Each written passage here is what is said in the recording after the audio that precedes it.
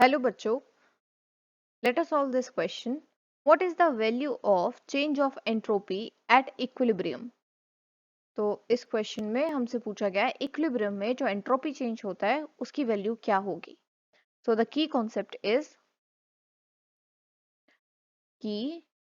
Concept of this question is entropy change. पहले हम देखेंगे एंट्रोपी क्या है, उसके बाद हम देखेंगे entropy change at equilibrium. Entropy change, तो जो एंट्रोपी है उसको हम रिप्रेजेंट करते हैं डेल्टा एस से. Entropy is represented by entropy, it is represented by delta S.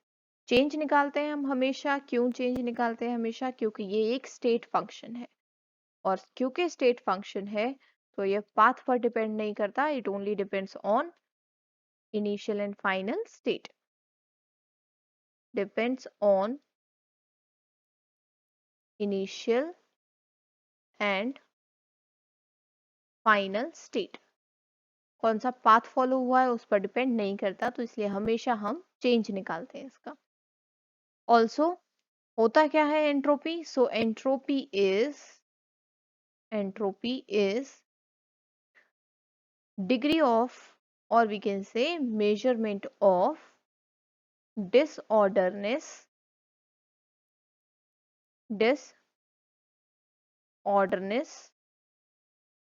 और रैंडमनेस.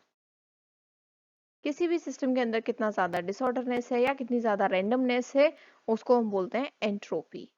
कोई सिस्टम कितना ज्यादा अनस्टेबल है. Also entropy is a spontaneous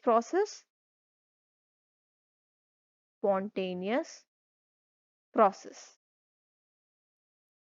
तो जो डेल्टा एस होता है वो हमेशा पॉजिटिव आता है, is always positive. Delta is always positive. Positive है इसीलिए स्पॉन्टेनियस है. तो जो टोटल एंट्रोपी है किसी भी डेल्टा एस टोटल यूनिवर्स की जो टोटल एंट्रोपी है उसको हम क्या बोलेंगे? Delta S of system plus delta S of surrounding. तो total change in entropy is equals to change in entropy of system plus change in entropy of surroundings.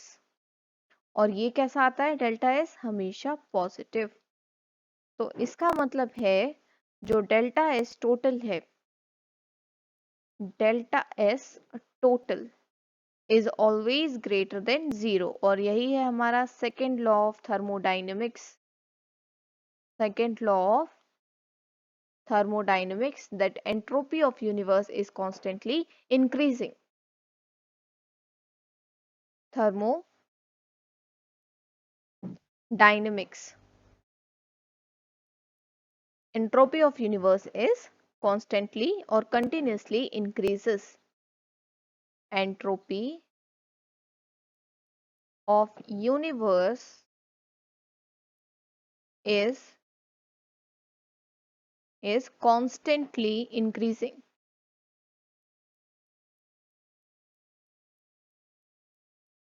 Is constantly increasing. So this is the second law of thermodynamics. तो equilibrium आने पर क्या होगा? एक reaction ले लेते हैं हम जल्दी से. For reaction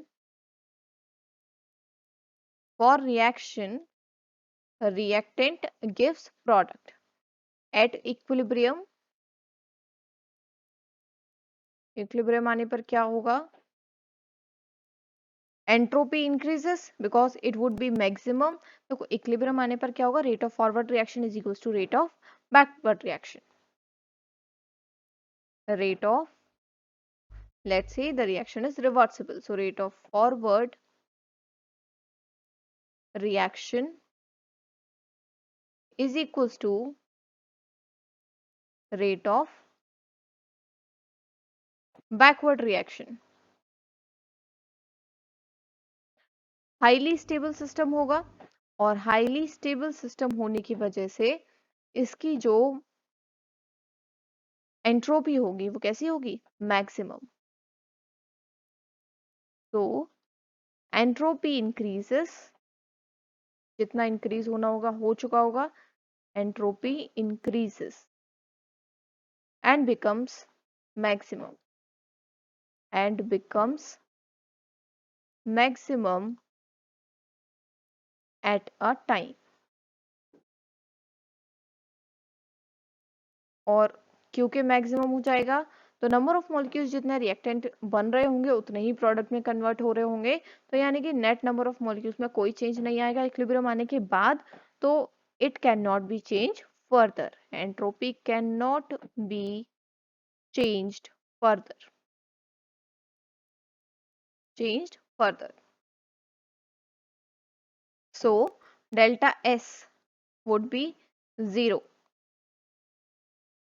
therefore delta S is equals to 0 at equilibrium, at equilibrium। I hope the solution was understandable. Best of luck।